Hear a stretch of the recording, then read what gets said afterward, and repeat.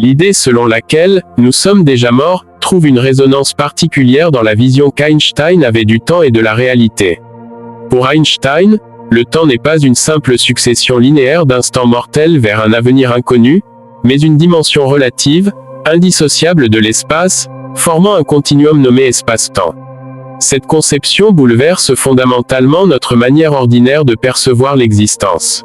Dans son modèle de la relativité restreinte, tous les moments du passé, du présent et du futur ont une réalité égale, coexistant dans une sorte de bloc temporel immuable.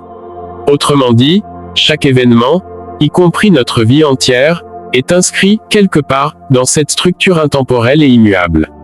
Cette perspective conduit à une vision paradoxale où la mort, traditionnellement vue comme une fin, peut être pensée comme un état déjà existant, tout comme la vie elle-même.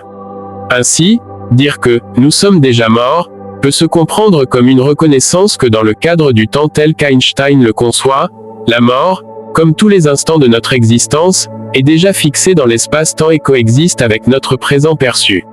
Développer cette idée implique également une exploration plus profonde de la relativité du temps et de la subjectivité de notre conscience face à celui-ci. Pour Einstein, le temps est relatif à l'observateur, il s'écoule différemment selon la vitesse et la gravité exercées sur l'observateur. Cette relativité signifie que la notion même de passé et de futur peut varier selon l'angle sous lequel on regarde la réalité. Cette conception bouscule la vision du temps comme une ligne droite depuis la naissance jusqu'à la mort.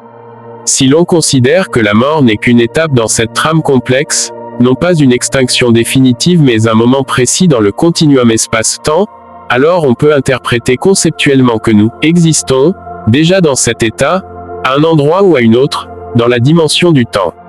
La conscience, quant à elle, est limitée par sa perspective dans cet instant-ci, ce qui nous empêche d'accéder à cette vision globale. Ainsi, la mort serait, d'un point de vue extérieur, un événement aussi réel et présent que la vie, mais perçu dans notre expérience linéaire comme une fin absolue. En ce sens, affirmer « nous sommes déjà morts » revient à adopter une perspective plus large, où toutes les étapes de notre existence, y compris la mort, sont coprésentes dans la trame de la réalité. Cette idée rejoint également certaines considérations philosophiques profondes sur la nature de la vie, de l'être et du temps.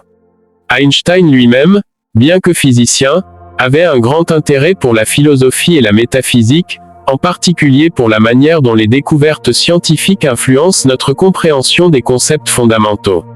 Ce que cette réflexion suggère, c'est que notre compréhension du temps linéaire est une illusion créée par notre conscience incarnée et limitée.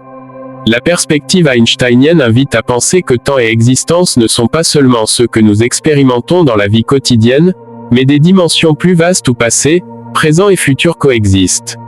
Si nous acceptons cette hypothèse, la mort ne signifie pas une véritable disparition, mais la reconnaissance d'un point précis dans l'espace-temps où notre existence biologique cesse, tout en restant une partie intégrante de l'ensemble. Cette pensée ouvre la voie à des interprétations où la mort pourrait être envisagée non pas comme une fin, mais comme un élément d'un tout de l'univers, immuable et éternel, donnant un tout autre sens à notre rapport à la vie, à la finitude et à l'éternité. En conclusion, l'affirmation selon laquelle, selon Einstein, nous sommes déjà morts, ne relève pas d'une pensée littérale ou mystique mais s'enracine dans les fondements même de la relativité et la conception déconstruite du temps qui en découle.